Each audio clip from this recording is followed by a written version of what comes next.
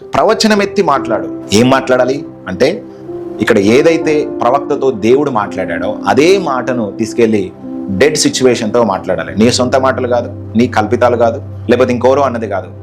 దేవుడు నిన్ను ఇన్స్పైర్ చేసి దేవుడు నీతో మాట్లాడినటువంటి మాటను అమృతతుల్యమైనటువంటి ఎముకల లాంటి పరిస్థితుల మీద మాట్లాడినప్పుడు, ప్రవచనమెత్తి మాట్లాడినప్పుడు గడగడు అనే శబ్దము ఒకటి పుట్టెను. అప్పుడు ఎముకలు ఒకదానితో ఒకటి కలుసుకునను. నేను చూచుండగా నరములు మాంసములు వాటి మీదకి వచ్చెను. వాటి పైన చర్మము కప్పెను. అయితే వాటిలో జీవాత్మ ఎంత మాత్రము లేకపోయాను.